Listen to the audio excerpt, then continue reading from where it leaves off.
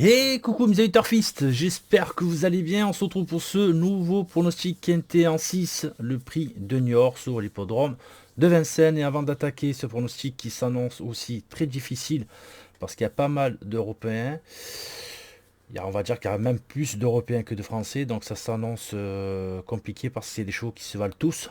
Il n'y a pas un gros favori.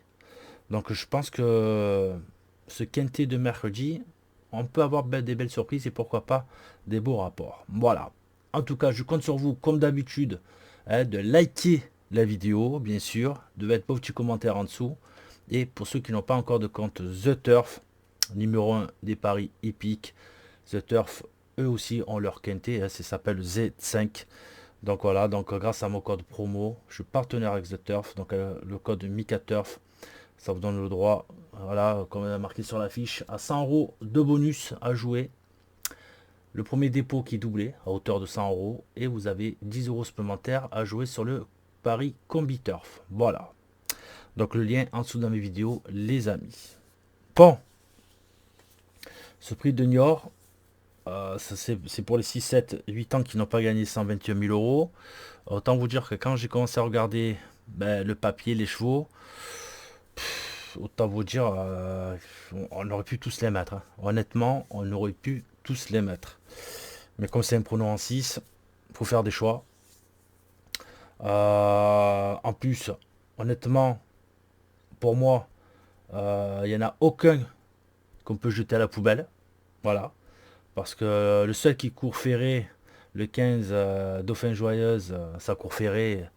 Et ça gagne comme ça. Donc honnêtement, là, il y a vraiment 16 concurrents et ça donne pas mal de combinaisons. Mais bon, on va quand même essayer.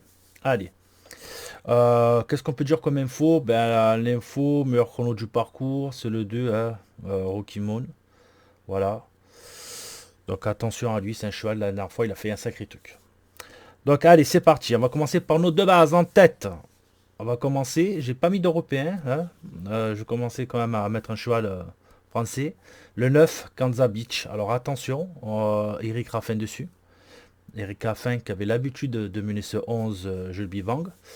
Donc voilà, je pense que l'entraîneur Harel a dû trouver les bons mots voilà, pour que Eric Raffin puisse mener Kansas Beach, qui connaît très bien le parcours de Vincennes, 2700 mètres, sera déféré des 4 pour l'occasion. On lui met Eric Raffin dessus.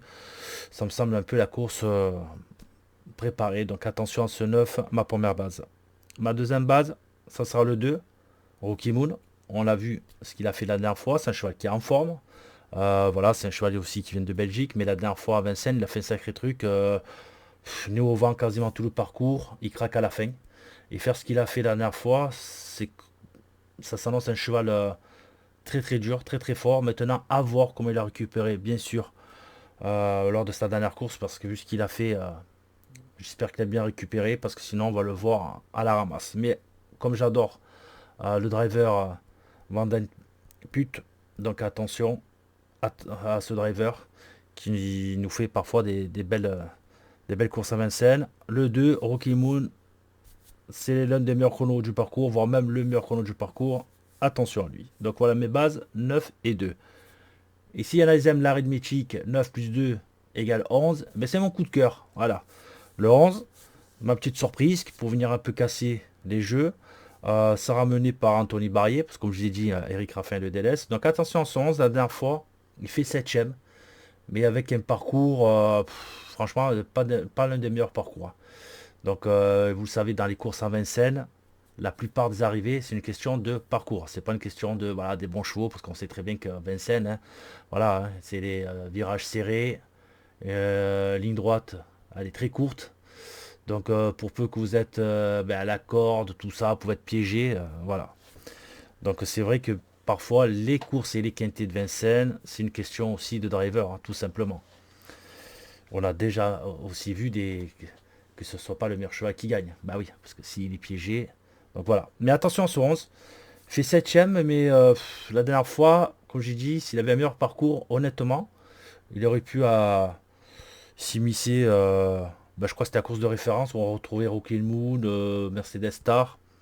Lui il finissait 7ème, mais avec un beau parcours, je pense qu'il pouvait être avec cela. Donc franchement, attention à 111. En plus, avec Anthony Barrier, monsieur qui rentre des chevaux aussi à belle cote. Donc ouais, attention à ce 11. Si Anthony Barrier le donne un bon parcours, je pense qu'on va le voir dans le quintet. À 4ème position, on va le voir l'italien, hein, l'entraînement de l'italien Gozzinati, le 15, Dauphin Joyeuse. On fait appel à Alexandre Brivard, qui vient de gagner récemment à Milan, qui a déjà bien gagné aussi à Vincennes sur les 2850 mètres. C'était une course lors du meeting d'hiver. Voilà, c'était un bon petit lot. Il a des sacrées lignes. Récemment, en Italie, il était battu par un cheval comme c'était Agrément là, Global Agrément. Donc rien que ça lui donne une très belle ligne. Attention à lui avec Alexandre Rivard. 5ème position, on va le mettre l'As, hein, Mercedes Star. Si j'ai retenu le 2, Rocky Moon. Si j'ai retenu le 11, Jubil Vang. Mercedes Star finissait 5ème de cette fameuse course récemment à Vincennes. Donc attention à Mathieu Moutier. C'est un cheval qui fait toutes ses courses. Il ne sort pas des 5 actuellement. Un bon petit trotteur. Je pense qu'avec encore le bon parcours, il peut s'immiscer dans ce quintet qui va, comme j'ai dit, hein, qui s'annonce très difficile et tout le monde a sa chance de faire l'arrivée. Et pour finir ma sélection, je vais mettre le tandem pardon, qui marche fort. Hein, c'est un duo qui marche fort. Je vais mettre ce 12. Voilà, Gilika Dumels, femelle.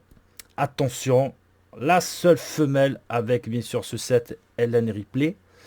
Mais j'allais dire la seule femelle qui peut titiller un peu les mâles et les hongres. Attention à Angélica Dumel qui connaît très bien le parcours, qui connaît très bien Benjamin Rochard. Il la connaît par cœur, ils ont déjà très bien gagné ensemble. Voilà, sa dernière course c'était pas si mal.